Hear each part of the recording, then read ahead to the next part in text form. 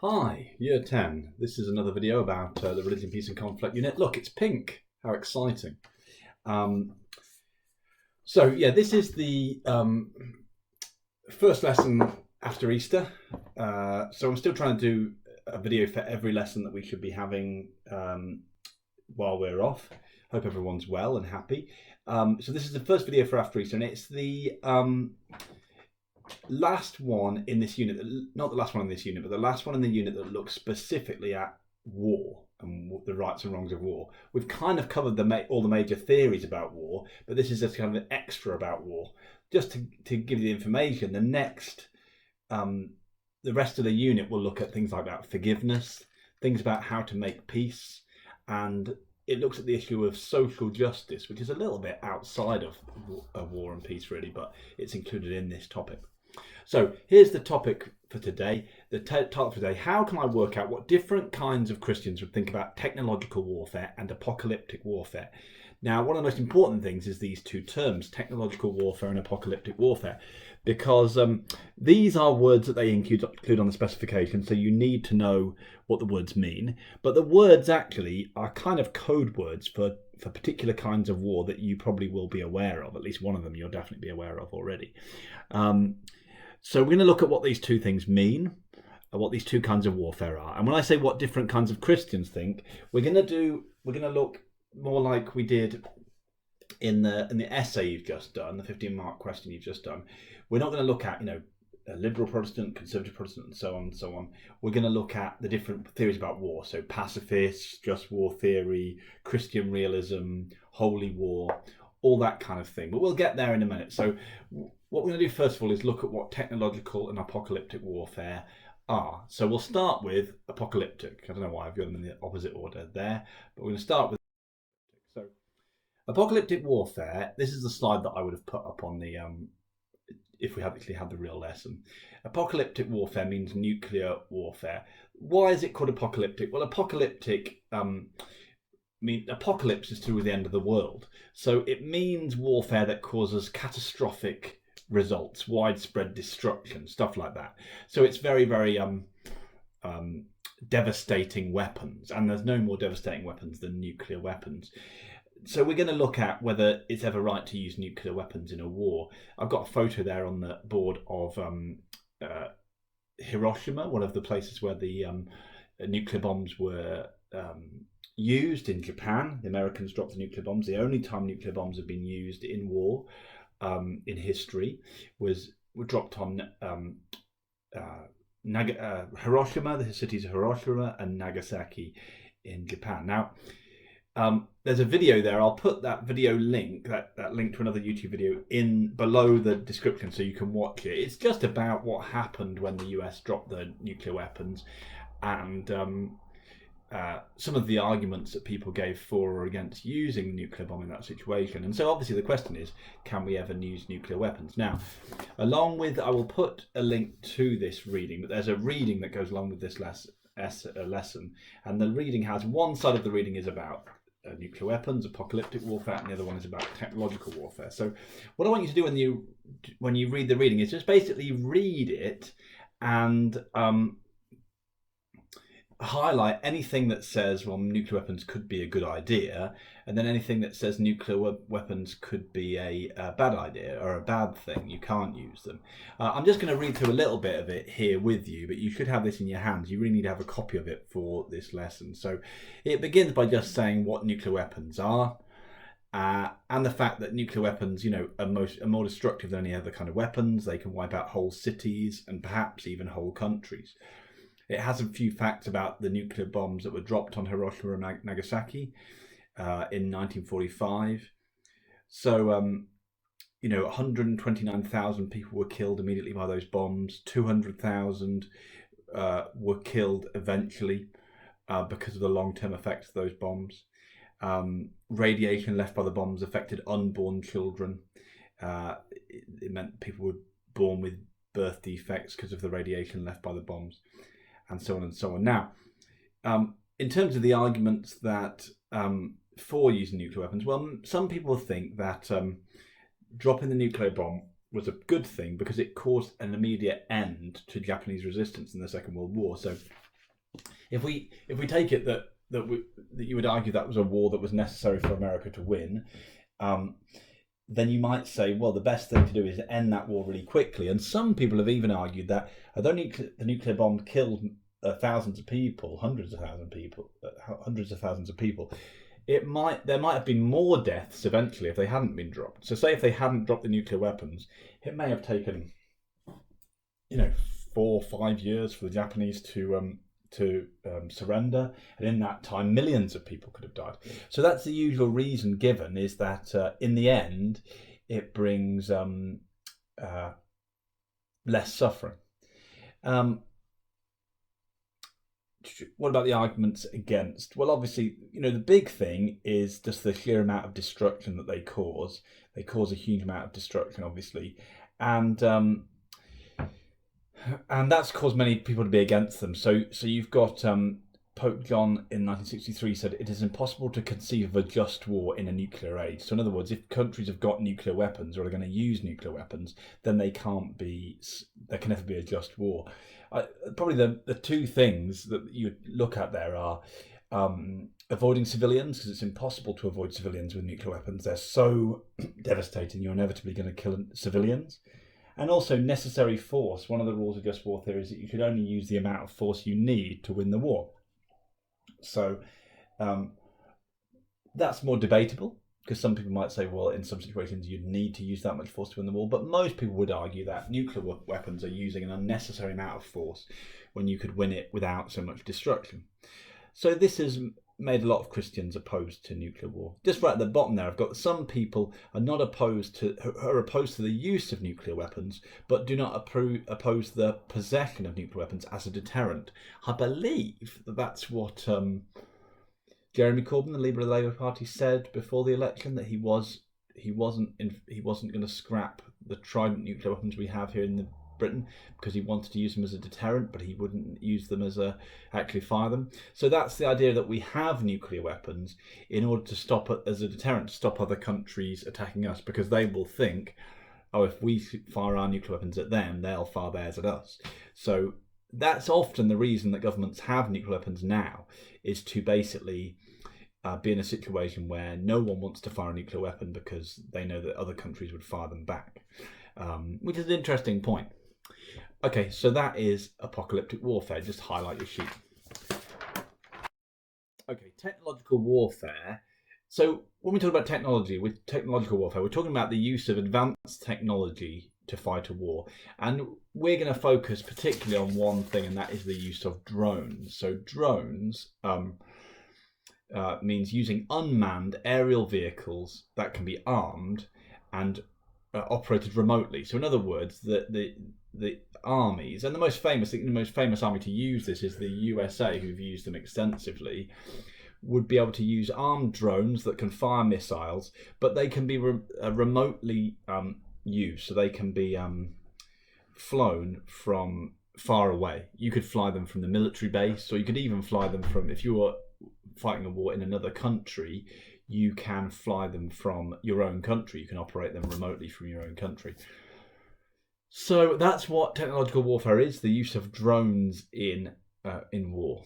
Now, drones are a bit more complicated in terms of whether they're a good thing or a bad thing. Again, I want you to go through your sheet and have a look at what you can find for reasons for allowing the use of drones and reasons against allowing them. So there's a couple of reasons. I mean, for your own side, the good thing is that you can you can put less of your own soldiers at risk. So that obviously is a good thing. If you need to attack someone else, usually if you send in a plane or a group of soldiers, there is a risk of those people dying, or some of those people dying. And with drones, there's no risk to human life, because you're just sending in the technology, and you are staying in the base or even in your home country. So that is a positive thing about them.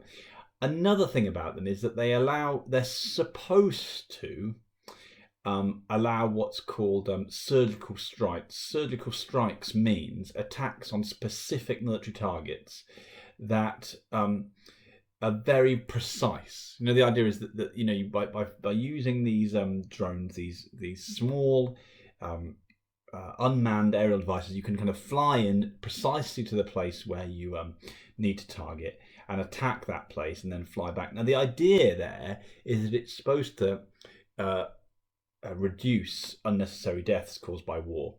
It's particularly when you've got like a lot of the wars that America has been involved in recent times have not been the sort of kind of all-out war where you've got one big army group facing another.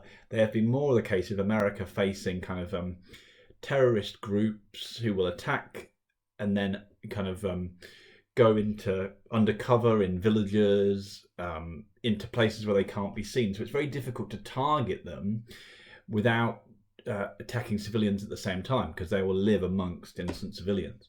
So that makes it very difficult to just target the people you're fighting and to avoid civilians. In theory, some people think that drones should be able to help that, because they will be able to specifically target the places where those terrorist groups are living and not harm the people around them. Critics of drones have said that actually drones haven't in practice been as precise as people who use them say they should be. So during the USA's wars with Iraq and Afghanistan in recent years, hundreds of innocent civilians have been killed by drones. And it says in your reading, Robert George, a Roman Catholic philosopher in the USA, has kind of made that point to say, well, it doesn't, it looks like they're not being as effective as people say they are. There's another problem with drones, and that is this idea. There's this idea, and if you look at the video, which I'm going to put a link to at the bottom there, the one that's mentioned on the screen there, it makes this point. Some people say that if drones are operated remotely by people many miles away from the actual war zone, it reduces the awareness of the human cost of war. So when killing is done remotely, the killer does not see the victim face to face, and it could result in soldiers taking the decision to kill more lightly without considering the effects of their actions on others. So this is sometimes called, and I think it's mentioned in the video, what they call a PlayStation mentality. So the idea is that if you're operating a drone from many miles away, it feels like you're not in a human situation. It feels to you like you're playing a video game, because you're just looking at it on the screen rather than seeing the person face to face. And some people think that this might mean that unnecessary amounts of destruction are caused because people are more trigger happy. They're more happy to shoot on that remote way than they would be in real life, which is an interesting point. So so it's interesting because technological warfare, when it comes from a just war point of view, and we'll look at this again in a moment, you could say that in theory it seems to be good for just war, because in theory it might help you to be more surgical in your attacks and therefore to avoid civilians. However, in practice it might be bad from a just war point of view, because in practice it looks like at the moment drones don't help you to avoid civilians. They seem to be unnecessarily harming a lot of civilians, and also maybe drones cause unnecessary deaths because people are more trigger happy. They have that PlayStation mentality when they're using drones. Okay, so those are our two kinds of warfare: the use of drones, technological warfare, and the use of nuclear weapons, apocalyptic warfare. I'm going to put a link to this sheet, which I want you to either download and fill in or copy out and just make sure you have the correct details. I'm just going to go through what I think they would say. So basically, for each theory, just war theory, absolute pacifism, holy war, Christian realism, and then I've put utilitarianism in to give you a Christian point of view. You're going to write down what they think about nuclear weapons and why, and what they think about drones and why. So sometimes there won't be a lot to say, sometimes there'll be more to say. Just war theory, let's start there. I would say just war theory would be against nuclear weapons for the main reason that with nuclear weapons it's almost impossible to avoid civilians. So that would go against that rule of just war theory. Also, you could say it goes against the rule of unnecessary force. You're using too much force. You don't have to use that much force to win the war. What would they think about drones and why? Well, I would say, I've just said this, that they would have mixed feelings about drones. In theory, they might be in favour of them, because in theory, drones should be able to help you to avoid civilians and only use the necessary force you need to, because they can have these surgical strikes. But in practice, it doesn't seem to work. It seems like just war theory is the use of drones is harming civilians, because they're not effective enough. They're not able to target the right people effectively enough. And secondly, they might lead to unnecessary use of force because people have this more trigger-happy PlayStation mentality.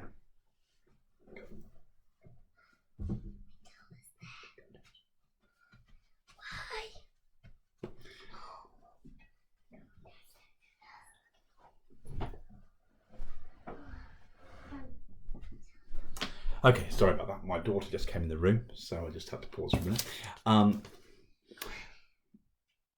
Okay, absolute pacifism, nice and simple what they would think of those things. Nuclear weapons they'd be against because they're against all forms of warfare, and drones as well they'd be against because they're against all forms of warfare. So, if you're practicing thou shalt not kill, turn the other cheek, then you're going to be against any use of nuclear weapons or drones. And you might want to say absolute pacifism, they would think that nuclear weapons is even worse than most forms of warfare because it causes more death. But it's nice and simple, they're just against them.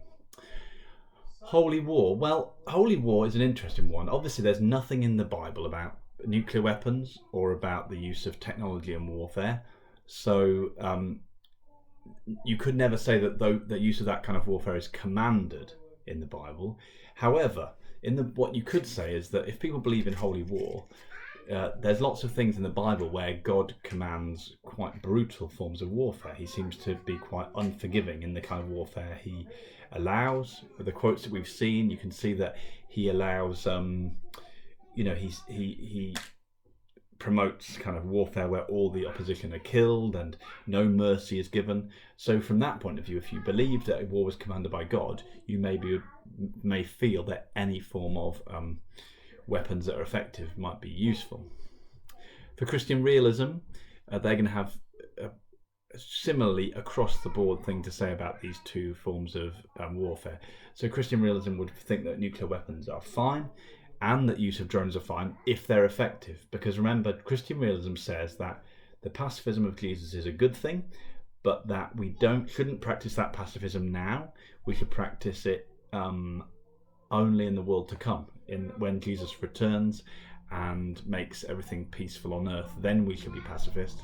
Right now, they say, we need to fight wars, and sometimes we need to use as much force as we need to be careful,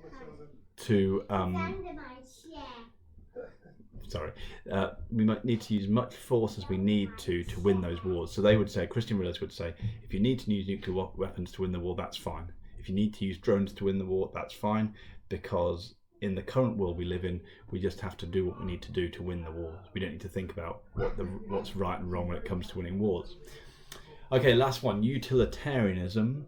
So utilitarianism is a non-religious theory that believes that the right thing to do is whatever brings the most happiness for the most number of people. Now, interestingly, utilitarians might be able to make a case for the use of nuclear weapons and drone warfare, because it all depends on what brings the greatest happiness altogether. If it is found that ending a war is so vital, losing the war would bring such unhappiness and suffering to people that it was actually better to use these quite drastic forms of warfare to win the war, then utilitarianism would say that was a good thing. So when it comes to the nuclear weapons, it could be argued that, on one hand, it caused massive amounts of suffering. Many people died, many people injured, and so on and so on. But when we talked earlier, I was saying, if the use of nuclear weapons meant that the war ended more quickly, and that meant that actually overall less people suffered, and we got the best result in the end, which meant that the whole world was a happier place, then utilitarianism would say it's okay. With drones, again, it all depends on what brings most happiness. But if it could be shown that drones could be used surgically to win the war, but bring about the least damage possible, and that is a big if, because we said that might not be true. But if it could be shown, then utilitarians would be in favour of it if the war was a good war that was going to bring happiness to people. So it all depends for utilitarianism, but both of them, in both cases, utilitarianism wouldn't rule out using those kind of that kind of warfare, because it all depends on whether it brings most happiness. Okay, I hope that's clear and you get that filled in. I'm just going to talk. I would advise you, I'm not asking you to hand anything in here, to see if you can sketch out a plan of how you'd answer a 6 marker. If you want to write the 6 marker and send it to me to mark, I can happy to mark it. But I've already sent you an essay recently, so you don't have to do it. But it'd be good if you could do a bullet point plan of how you'd answer this question. Explain how Christians might respond to the use of drone technology in warfare. So you could have a question like this. You could have one that talks about nuclear weapons. You could even have one that asks about both. And if it was about both, you just have to do one essay about one about the other, and the third one could be about either one. Now, all you need to do here is take your theories and do an SEE about what they would say about drones. The one thing I would say here is that it's important to include just war theory in here, mainly because just war theory is the main one that actually has something to say specifically about these issues. You can actually talk in detail about drone warfare and what the problems with drone warfare is. You can use pacifism as one of your SEEs, but the problem with if you use all theories like pacifism or holy war, you're basically kind of just saying what they think about war. It's not very specific to drone warfare. So, your pacifism one, you might say pacifists would be against the use of drone technology in warfare. Why? Well, because Jesus says turn the other cheek, etc., etc. And this shows that they think all use of any use of war is wrong. Well, that's fine, but it hasn't really shown that you know much about drones. So that would be a fine point to make as one of your SEEs, but it doesn't show your use of drones. You need at least something that shows your use of drones, or you need to, in your explanation, say something about drones. So, say if you did that pacifism one, you might say, pacifists are against the use of drone warfare because they follow the pacifist teachings of Jesus in the Bible. Then you give the quote about turn the other cheek, and then you put in your explanation something about drone warfare, so that you could say that this means that they are against any form of retaliation in war, even if you could use drones to make sure that you only targeted certain people, the people that you really need to target. They would still be against it. Now, if you did it like that, I know I haven't done it very fluently there, but if you put something about the benefits of drone warfare and in your explanation, and then said, but pacifists are even against it, even if it has these benefits, then you've shown in your explanation that you know stuff about drone warfare. So if I was going to do that answer job, I might do one thing about pacifism like this. I would then maybe do one about just war theory, and I might say, well, just war theory, Christians who are in favour of just war theory might, in theory, be in favour of drones. Then you explain what just war theory is, and then you say, well, in theory, just drones could be good because they help you to avoid civilians. But then I might put something on the end. It would look really good if you could put a bit on the end and say, however, evidence suggests that they have not been effective in avoiding civilians so far. Then I might put, in my next one, I might put Christian realism and say Christian realists will be fine with the use of drone warfare, explain what it's all about, and they say, then you could say something like this, you could say, therefore, even though some people have argued that drone warfare causes a PlayStation mentality and causes people who are more trigger happy than they otherwise would be, in warfare, Christian realists would still say that drone warfare is okay to use because they believe that you should do whatever it takes to win the war. So that's how I would do it. So that in each paragraph there, you've got something that links back to drone warfare. You've got like pacifists are against it, even though it might be easier to target people. Just war theory, in theory, could be for it because you could avoid civilians, but in practice might not be because it doesn't seem to be actually working in avoiding civilians. And then Christian realists would be for it, even though it could result in more deaths, because they would say if it's effective, then it's a good thing to do. Okay, I hope that's clear. The main things I want you to do is highlight your sheets about technological and apocalyptic warfare, and then fill in that table that we just looked at. Those should both be in the included in the links on your Microsoft Teams page. Sorry about the delays there. My children came in and kind of disrupted things, but I hope it was all clear. Okay, thank you, bye.